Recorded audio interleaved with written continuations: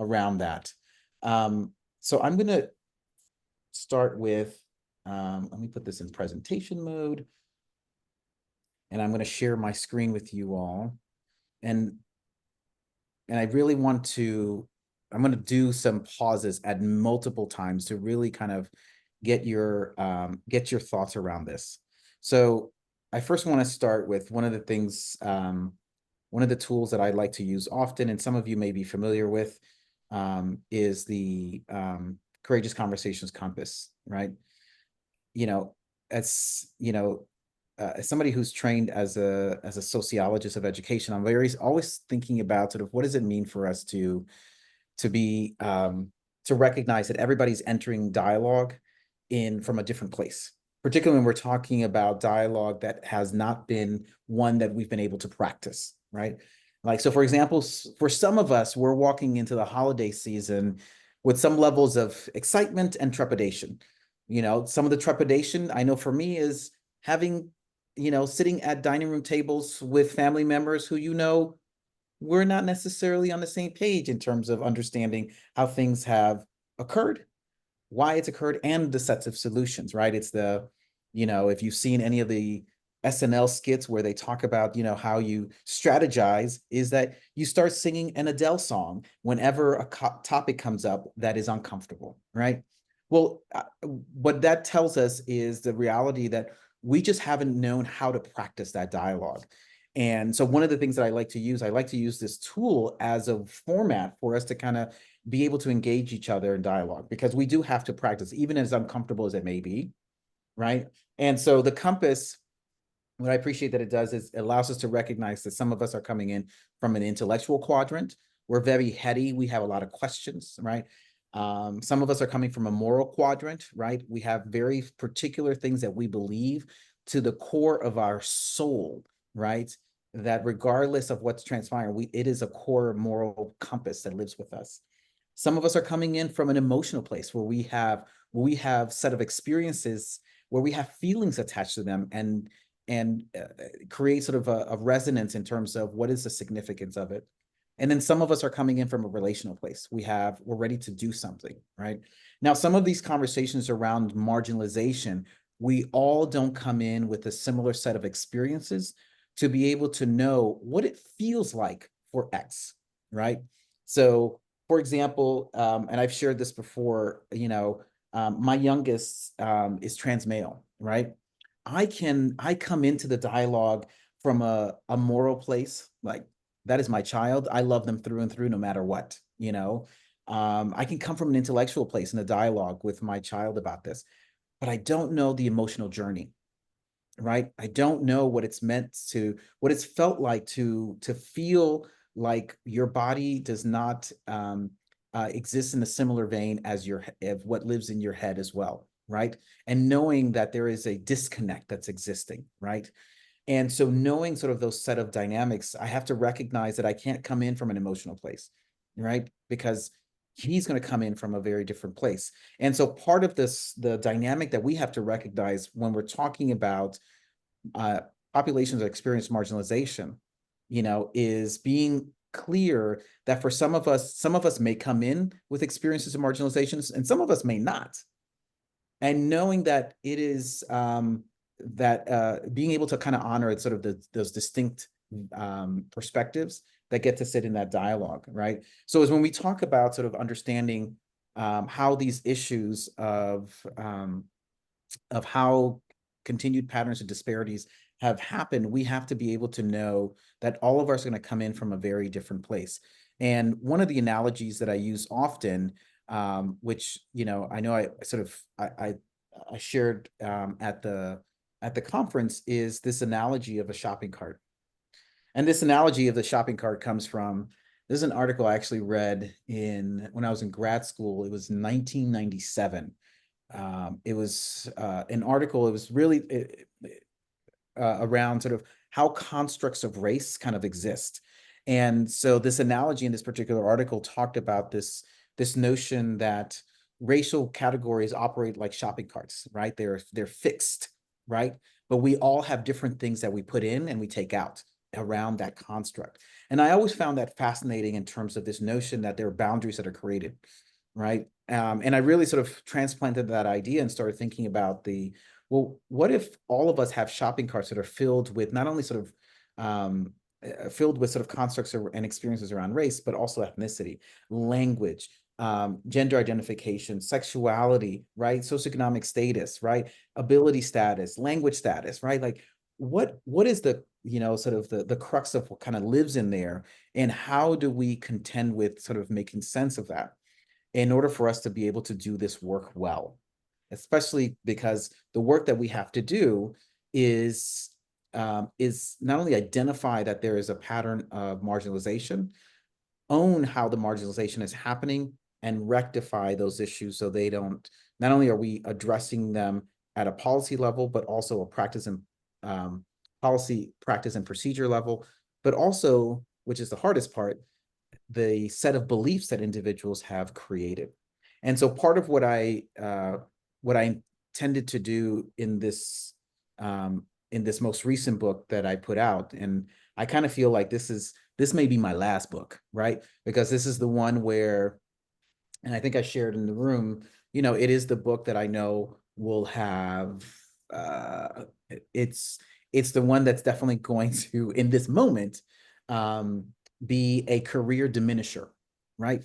Because it highlights that we may deal with some very specific areas of policy and practice and procedures that need to be rectified to ensure that we are being attentive to removing the ways or reducing the ways in which we are marginalizing populations.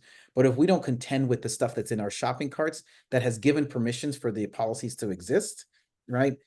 Right. So for example, if we don't remove the set of beliefs that gave us permission to set up discipline policies that are about punishment instead of support, we're just going to reproduce that same punishment orientation, but with a restorative justice flavor, right? Or a PBIS flavor, right? We're just still using the same belief systems around how we understand, how do we make sense of sort of behavior, and we're just putting in play in a particular arena of practice, right? So, and this concept, as I shared, really came out of after collecting so much qualitative data and quantitative data around, well, what is the stuff that people are bringing into school that's in their shopping carts that lives right alongside the ways in which we're asking them to understand policy, practice, and procedure differently, right? So if we're asking people to do tiered supports with under an MTSS umbrella that requires you to recognize that kids who need support can receive research-based, validated sets of not only interventions, but also people power that is able to move kids along. If we're going to do that, there has to be a parallel sets of belief system that we have in terms of what do we consider are the ways in which to kind of support kids. And having collected that data for so many years and working with so many districts, what kept emerging was these same facets of beliefs with staff. And when I say staff, that means teachers, that means administrators, that means psychologists, that means social workers, guidance counselors, right, who participated in the surveys and as well as the interview work that I got to do over the years. And what I recognized was that there was still, what we hadn't done was, or what they were demonstrating was the stuff in their shopping cart that was still sort of tied to what Bell Hooks talks about, an absence of a curriculum of knowing what it looks like for us to get along. That means get along in terms of knowing what are the dynamics around race and ethnicity and language and gender expression and sexuality and ability status and so forth, that we need to really sort of unpack what that looks like. And so at the core of what I try to do in the book is really discern that there is that at the core of what gave permission for segregation in schools to occur was a frame, an explicit frame around creating schools in such a way with the understanding that of outlining that the standard of who school is for a particular class of people, a particular religious crop of students, for a particular gender, right, of individuals, and ability status, right? So there was, and that was framed around what had already been in play, was as an ideology of that there needing to be a standard for how we understand who school is for and what it's for, and what the end product is going to be. And so that notion of being the standard is something that we have been that has always been sort of part of the work that we've gotten to do, or setting up our schools. The other element is this belief system around of trying to rationalize the standard from an experience around hoarding or monopolizing resources, right? We're seeing examples of that and I talk about it in the book, where there are new school districts that are being developed in parts of the country. And I give the example of Louisiana, where there's several parishes that have developed using the argument of, and I'm going to sort of paraphrase here, from city council members that have, basically said, wow, there are kids who have more needs in those community that they're taking away from our kids who are the ones who are providing the greatest set of resources. We should have an opportunity to utilize our own resources for ourselves, right? And since 2014, there have been more than a dozen new school districts that have developed using that argument of needing to monopolize or hoard resources, right, for the sole purpose of creating sort of these new school districts. And each one of these school districts, and I talk about it in the book, are primarily white and affluent, right? And it's a very interesting sort of dynamic that is growing within the confines of our educational process, but it's very reminiscent to the manners in which schools were being developed in the early 20th centuries, that was at the exclusion of other groups, right? But it still fits within this same frame around of hoarding or monopolizing resources for the purpose of rationalizing, the standard. Like, for those who have and are well suited to serve society, they should have the opportunity to create the best set of educational access and opportunity for their constituents, for their populations, right? And then lastly, the other sort of dynamic that sits alongside sort of this curriculum of not knowing how to get along is this worry around losing the standard, right? This notion of moving beyond the standard. And in particular, sort of losing a sense of relevance. So let me give a quick example of this notion of being the standard, right? So I'm going to show a couple of pictures here. Can people in the chat kind of put out what's that movie that you see there? For those who are, I love movies. I'm a big movie person. Like, I learned so much from movies. Does that scene look familiar to some folks? Yes. I see Love Jones. Yep, you got it. Yes. Right, you win the prize. That's Love Jones. All right, let's try this one. Yeah, New Jack City. New Jack City. There we go. Right. All right, let's try some more. This one. Can't see it. Let me see. Oh, that's Yes. The Godfather. Yes, that's a classic scene that just, Pacino Oh, sitting there, right? yeah, that's All right. Michael Corleone. Exactly. Last one. Hey, Pretty Woman. Pretty exactly. Right? Exactly. So why do I use this? Right. So what's fascinating about these movies, and we all could, for those, we're able to kind of name them, right? Because these get framed as Black movies, right? But these are also white movies, but they don't get framed as white movies, right? Right. Pretty Woman we see as like the classic rom-com, right? But they don't get articulated or framed as a white movie, right? But yet New Jack City, which is a gangster movie, just like The Godfather, Yeah. Love Jones, which is a rom-com, just like Pretty Woman, right? Don't get framed that way, right? They are framed as Black movies, right?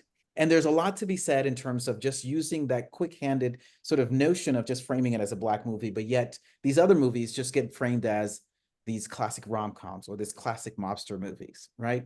And I use that just as a, you know, a lighthearted way to kind of highlight the ways in which we establish standard in very innocuous ways, right? And so we do that within the confines of education as well, in terms of whose knowledge gets to become the standard, right? So this moment that we're actually going through is also a reflection of some of that as well, right?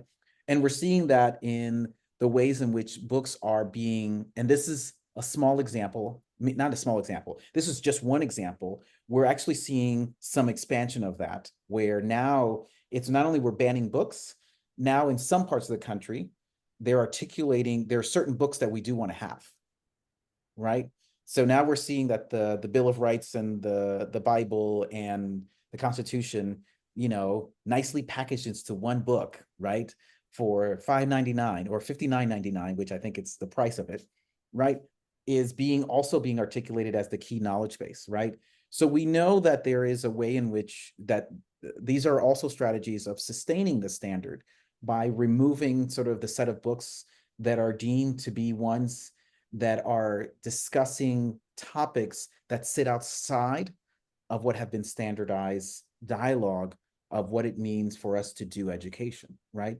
The stories around these set of books that sit at the forefront for us of telling stories that are beyond sort of the standard, that the standard is not necessarily reflective of everyone's, right, storyline, right? And in fact, what we end up left with is these types of books that end up telling, becoming sort of, or sustained as sort of this sort of classic notions of what it means for us to actually exist as a society, right? So let me pause here for a moment in terms of just this quick framing around the idea that that the way in which our educational practices, that there's part of the belief system lives in our shopping carts is predicated on this idea that there has to be a standard. There's a worry about if we don't have a standard, we're going to lose it, right? Particularly a standard that is predicated on the experiences and the cultural notions of individuals who identify as white. I'm going to pause here.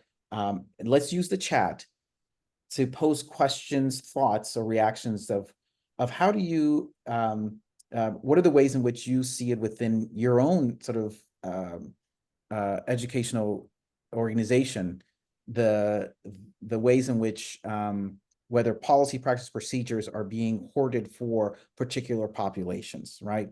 So a quick example in special ed that I am fascinated by in some of my districts is how affluent families are utilizing special education as a educational access touch point for their kids to get additional time, a change in a set of accommodations that are about setting them up for their their higher ed, you know, application process, and as well as setting them up to be ready for higher education, right? So just as to give you an example or to spur your thinking around what it actually could look like. But I'd love to kind of get you all to use the chat to share what are some of the questions you may have around this idea of hoarding resources, of setting the standard, and of losing relevance that you see existing within your own educational practice.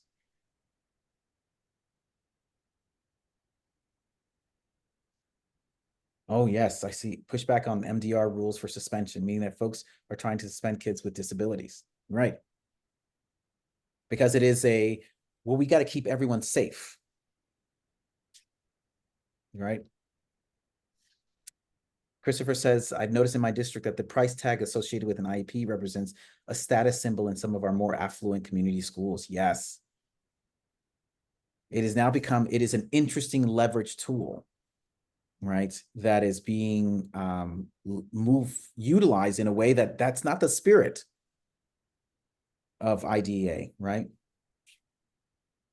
Right.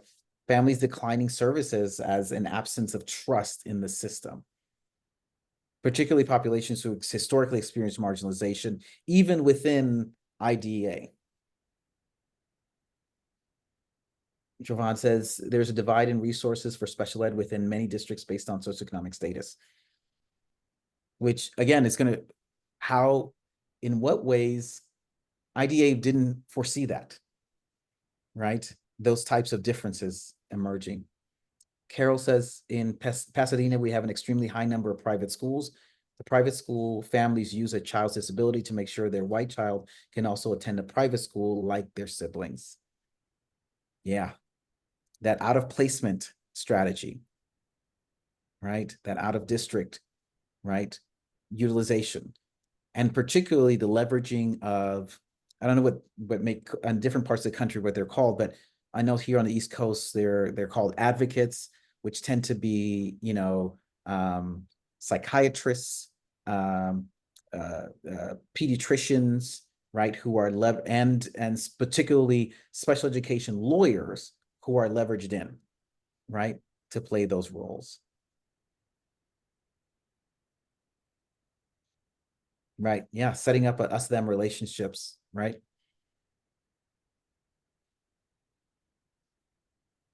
Exactly.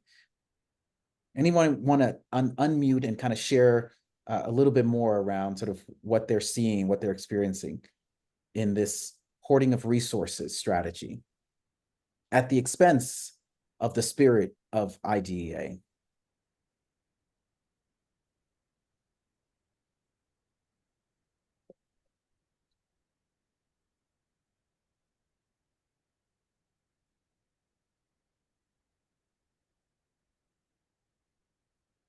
And we don't have to all go at once.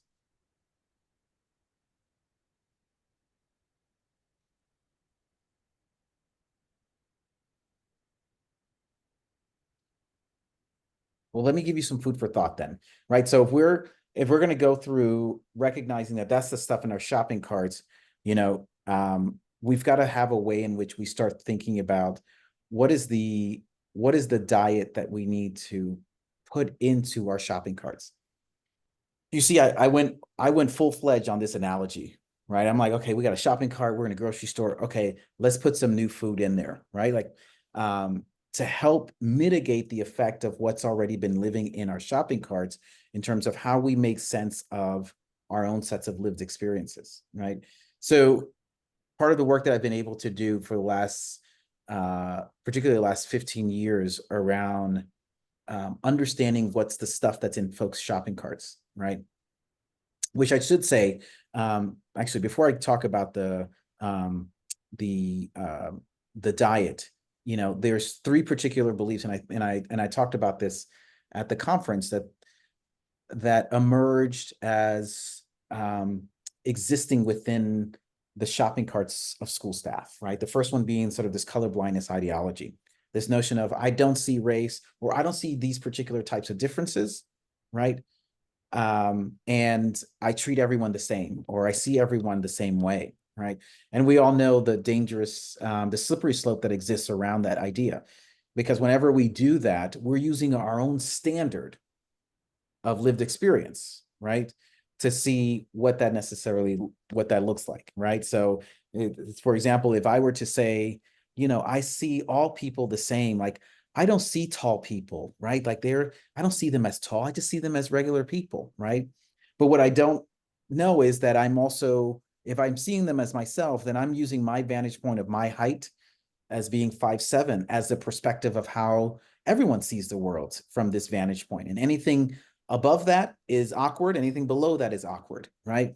And so part of sort of the having a belief system, an ideology like that, where we are removing sort of this notion of whether it's race or gender or sexuality or, you know, ability status, and we're using our own frame, is that we're using our own standard for everyone to kind of really sort of make sense of that, right? And so this particular belief, this ideology kept showing up in a lot of the survey work that I got to do with school districts. The other two are ones that are a little bit more connected to socioeconomic status. We have this fascinating interest in socioeconomic status as a explanation point for why we see disability, why we see behavioral problems, right? there is this, so one of the pieces is this deficit orientation, that there are ways in which we exist in cultural ways that can explain some of the academic performance. Or my favorite is there, kids from certain families don't come to school on time, or, there's like ways in which we kind of construct sort of these very specific set of of explanations as to why kids don't do school well, right? Some of my favorites have been, and I think I shared you know, uh, kids have disabilities because they live close to power lines. I've had a lot of trailer park explanations that there's something that's happening in trailer parks that's playing a role in disability status. Also, oh, my favorite is the genetics, right? The parents came to this school and they also had an IEP, so it makes sense for them to also have it, right? One of my other favorites was, I heard another district where they said, Black kids usually show up without health insurance, so that may be the reason why they have disabilities, right? So there's a way in which we've constructed taken these again, the stuff that's in our shopping carts that we're using to kind of see particular groups to explain the types of academic outcomes in our school systems. And then the other is the poverty disciplining, right? The idea of the reason why poverty persists is because of individual behaviors and psychological dispositions that keep people in the status of poverty, right? If the parents would just read to their kids at home, I would be a better reading teacher, right? If we could just sort of retrain families to dress better, right? There was a principal this was 2021 in Houston, Texas. She sent a letter to all the parents. This is a high school. She sent a letter to all her parents delineating that the type of attire that she expects parents to show up to school wearing, not the kids, the parents. And so she had a bulleted examples. She said, no do-rags, no hairnets, no Daisy Dukes. She actually put on their Daisy Dukes, which is very specific notion around short shorts. And so she had this long list of things, right? That she put in the letter. If you want to be partners in this, you have to show up to school demonstrating to your kids that you want to be serious about their education, right? And so, and her intention around that letter was really delineating, like, there is a way in which she views all of that as not only sort of as problematic, but also as a perspective around, I need to help you discipline your own behaviors so your kids can actually have a better educational outcome. So this idea of poverty disciplining is a piece that we continuously have existing in our schools, right? The ways in which we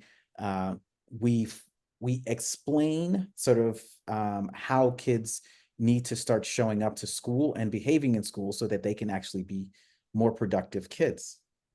So getting to that, so repairing this stuff or interrupting it involves these, what I talk about in the book is these 5 areas around that social psychology has been examining for over 70 years, right? So this is nothing new. I tell people, I said, I'm not talking about anything new.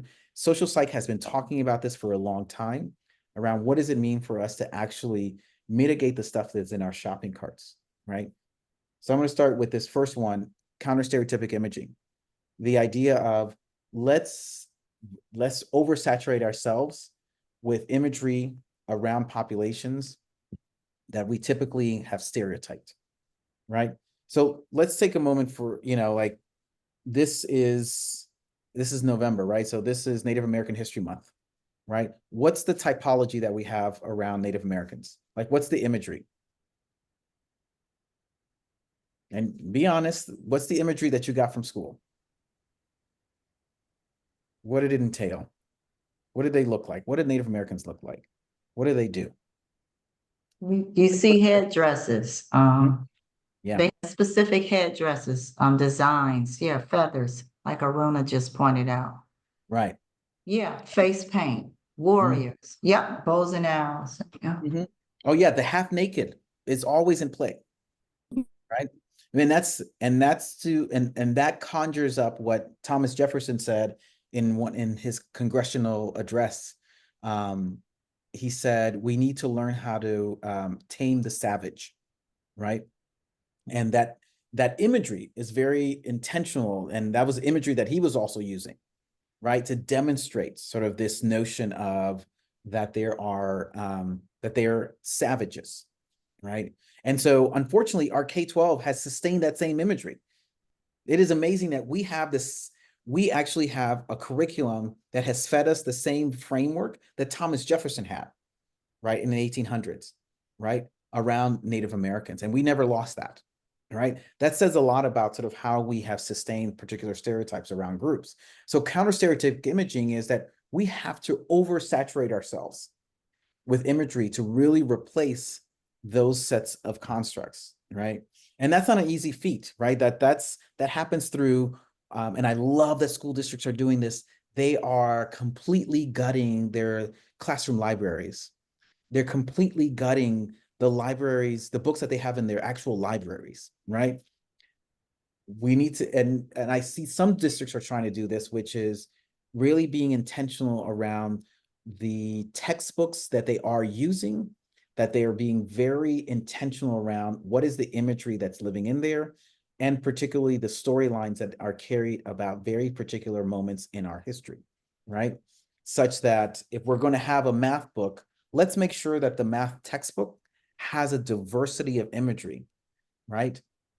That's being utilized within that textbook. The same thing around science and history and and English language arts, right? So counter stereotypic imaging is about sort of shifting that frame.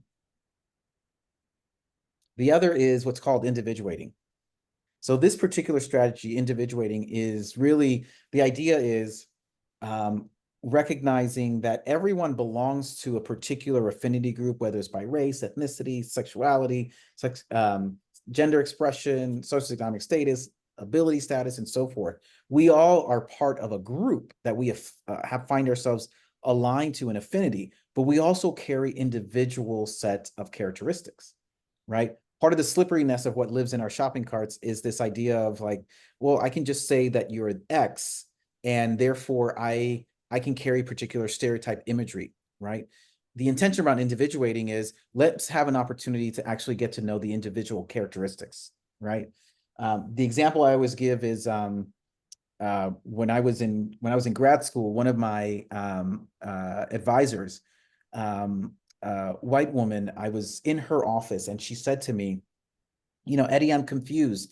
How is it that you speak Spanish and that you're Black, right?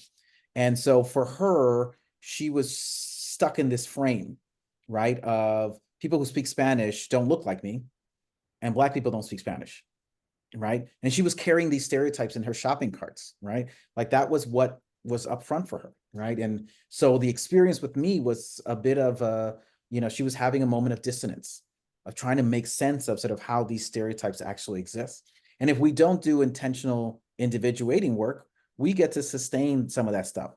So when you run into sort of things that don't fit what you're accustomed to, if you're not intentional around sort of pushing back on those stereotypes, you can just hold on to them, right? The other is perspective taking, right? And this one's very straightforward. Actually having the opportunity to step into somebody else's shoes to know what that's like. One of the things I'm often asking schools who are trying to dig into understanding disparity, because they're coming in, for some administrators, they're coming in a very heady place around understanding disparities, right? I remember once I had an assistant superintendent who we were walking through their disproportionality data, and she was very open and said, Eddie, I feel very uncomfortable when we say Black. And I said, why? She said, well, I grew up in a house where my parents said it's not appropriate to call somebody Black. You shouldn't name somebody's race, right? And that was her stuff that she had in her shopping cart. I was blown away because I'm like, well, how are we disaggregating data if you can't name the group, right? But she was stuck there, right? And and so part of it was, uh, uh, I told the group, I said, we're going to have to, and I said, particularly for her, I said, you're going to have to sort of move past that by actually, you're going to have to do some perspective taking activities. So, I gave the entire group the homework assignment of, you all are going to have, decide on which schools, and you're going to go and sit in the lunchroom and sit at the lunch table with primarily Black kids and actually have conversation asking them, what's school like for you? And that's it, right? To give them an opportunity to start building their wealth of knowledge around perspective. Because for that assistant superintendent, being worried about saying Black meant that she sustained a high level of distance from even knowing what's the lived experiences of Black kids, right? If you can't even name the group, what makes you think that you can actually sort of engage, understanding sort of what their experience is like? The next one is what's called intergroup contact, right? The idea of intergroup contact is you actually have to have contact with people that are different than you. You see, I use a lot of examples of celebrities. They love, for me, I see intergroup contact all the time. My prime example is Snoop Dogg and Martha Stewart, who have this long-standing relationship since they did that cooking show on VH1 in the early 2000s. They have sustained this relationship that is such a great example of intergroup contact. People who exist in very different cultural spheres, but are able to and know how to learn about each other and be in community with each other, right? The last one is improved decision making, right? The idea of, that in the process of decision making, we have to establish some mental tools to slow down our thinking, so we don't use sort of deliberate stereotypes about groups, right? So, for example, it's when we see a misbehavior happen, right, that we are very attentive in slowing down. Is that a misbehavior because of my standard of experience, or is that a misbehavior, that everyone would see it in a very similar vein, right? And we know that, recognizing that misbehaviors are seen very differently on whose bodies it actually occurs, right? And so we see some of that happening with, the National Center on PBIS. They talk about sort of vulnerable decision-making points as a great example of sort of how do you slow down your thinking in those very vulnerable moments of trying to decide, is this a misbehavior or not? All right, I'm going to pause here for a moment. And well, also given our time, like these 5 particular intervention or interruption strategies are very much around sort of how do you sort of start managing the stuff that's in our shopping carts, right? Because though I am very, and I spend a lot of time in the book really articulating the recognition that the ways in which we've given ourselves to segregate have been premised on the idea of there's a standard, we need to hoard resources, and and we can't lose relevance, as a primary architect of that. I have to maintain a level of hope that we can interrupt that, right? Interrupt sort of the significance of those particular pieces around whiteness ideology. And so I'm going to pause here to, allow you all to kind of either put in the chat, or if you all want to unmute and share, what are your thoughts around, did you think about some of these interruption strategies? What resonates for you in terms of, for you personally, as an interruption area that you would like to see yourself work on, and or one interruption strategy area that you find yourself doing very often? So you can do either or, one that that you want to work on, or one that you're doing often. All right, I'm going to leave that as the question for you all to kind of chew on and share out either on the chat, or if you want to unmute yourself.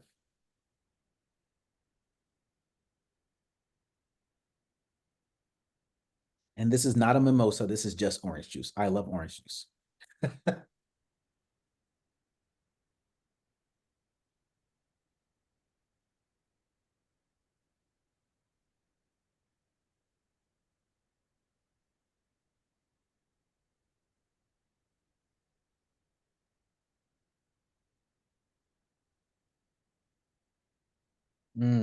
I see perspective taking. Yes.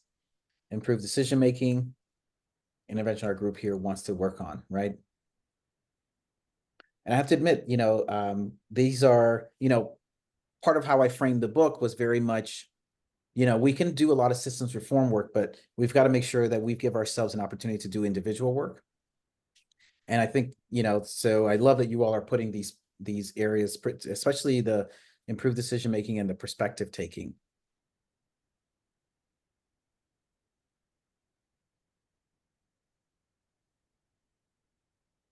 And so as you all think about, this being part of the work is this individual desegregating of ourselves.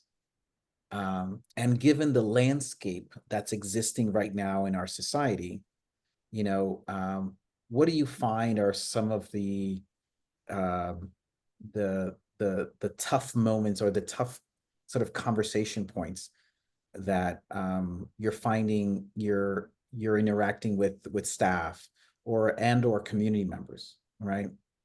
Um, like for example, one of the things I keep hearing often um, is some of the talking points of, let's say, I hear often, well, Eddie, you're presenting this woke agenda, right?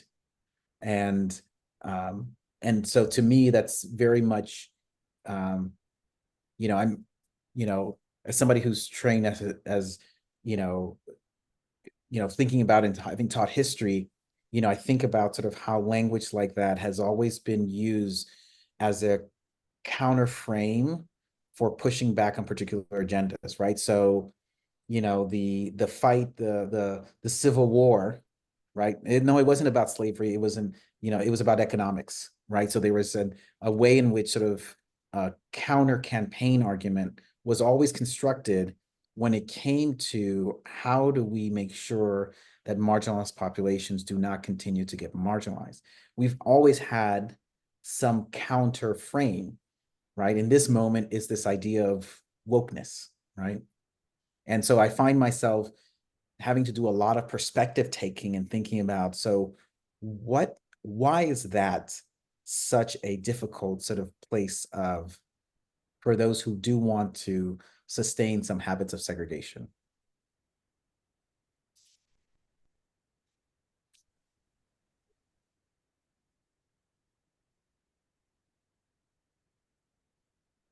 Thank you, Christopher. Yes. Counter stereotyping, it reminds me of some of the micro interventions to microaggressions topics we covered. And so with those, like, how do we, and this is, I'm always trying to turn it into, how do we build that into a protocol, right? How do we build it into our data analysis protocols, our PLC protocols, right? Because if we do not articulate these into specific sort of mental frames for folks to use on an ongoing basis, it ends up being, oh, that was a nice experience, right? How do we also put it in play so that it's sitting in front of folks all the time?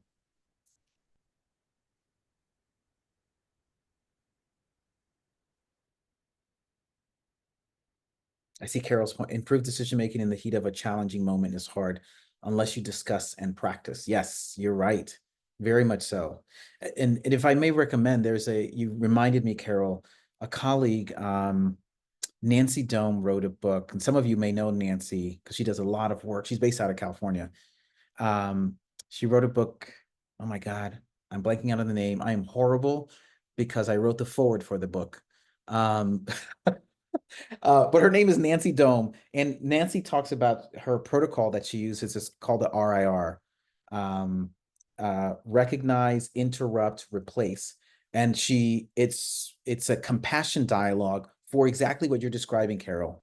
Like, so what do we use quick hand for ourselves when we are in those moments of having those really tough, oh, there, thank you, Nancy. I mean, thank you, Lauren. Yes. Um, let's talk about race. Thank you. Oh my God. Please don't tell Nancy. Oh, this is recorded. Never mind. She's gonna know. Uh, and I so appreciate sort of how that protocol gets to, I see it, I've seen it in operation, especially when folks are in those heated moments. I see Dawn, part of the work that I was doing last year involved interviewing students to help them gain skills to be more self-determined and involved in their educational decision-making. One of the students shared that the teachers were so focused on content that they did not give feedback or positive praise when the students were doing well. The students also shared that their culture or identities were not spoken about during their transition planning process. So part of the work this year is doing culture responsive transition planning and helping to create warm and affirming environments so that educators are focusing on what students and their families bring to this classroom and to how to leverage those assets. Thank you for that, Don. What's fascinating is that that from the onset, it wasn't something that was framed, right? That to give permission to establish the idea of a content around gaining skills regarding being self-determined and involved is one that is absent of, right? That the perspective of kids and their families, which means, you know, as Gloria Latson Billings, she said once, she's like, culture responsive has always been in play. It's just whose culture have we been responding to, right? And so when we've constructed curriculum, or in this example that Don's giving us, content that has been an exclusion of, it's had somebody's culture in mind. That's a great example of the standard being in play. It just hasn't included the cultural representations that are truly reflective of our society, right? So we're left in some ways kind of catching up, like, oh, now we're going to have to redo X, Y, or Z, right? Thank you, Lauren, for putting Nancy's book in there. I love Nancy's protocol. I use it often. I use it with my kids, right? In terms of like recognize, interrupt, replace, right? But it definitely sort of fits alongside Carol's touch point around what do you do when you're in those moments and you're hearing those comments in the PLC meeting, right? In your data analysis meeting, in your classroom walkthroughs, or in the evaluation meeting, the child study team meeting, right? When those particular pieces come up that people are bringing out of their shopping carts that are demonstrative of the beliefs that they have about a particular population, how do you interrupt it, right? And that's part of, I think, the growth that I hope to see that we get to do in this work, in such a way that we get to really recognize that it's, I'm going to try to give a little bit of a glass full perspective, where I've always leaned heavily on that systems, particularly systems that exist at a policy level and regulatory level and statute level, would be ones that will always hold us steadfast in reminding us of the moral imperative. But I'm realizing in this moment that may be chipped away. And so what are the ways in which, as individuals, we give ourselves the opportunity to put some different stuff in our shopping carts, such that we are able to refashion what's definitely going to be a way in which we're going to be working on issues of disparity that's going to be very different than we've ever done. And that becomes of worry, right? And I'm talking about disparities as it relates to, in terms of overall special ed, but also within special ed around race and gender and socioeconomic status and language status. It is going to be a very different moment. But I see sort of communities like this being pivotal for, how do we retool with each other? How do we provide sort of each other guidance and examples on how to actually move forward? And with that, I'm going to pause there. Thank you, Dr. Fergus. It just, a lot of what you said for me personally, sitting over here and thinking about what you said at the conference and then what you said today, just thinking about the time that we are in, and thinking about how we always need to be considering perspectives of other people, and be able to kind of sit in those situations. And you started off by talking about this particular time being a hard time for some folks when they go meet their families or spend holidays, and thinking about how that would be a perfect time for us to start thinking about perspective taking and thinking about where people are coming from, understanding that and being able to build community within our own families so that we can start thinking about how we build communities in our schools and classrooms. So thank you. Thank you for this time. I know that this group wants to continue this conversation. I know that we're going to need to build additional times that we come together to talk about this, because there's a lot of work to be done for ourselves, in ourselves, but then also with our communities that we work with and we support. So thank you for your time, everyone. Please reach out to us and let us know if there's something that you want to do with Dr. Fergus or in general, and be able to kind of help develop some of the conversations and the conversations that we have collaboratively together around this work.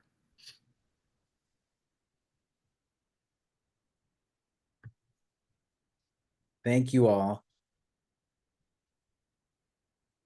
Thank you. Thanks.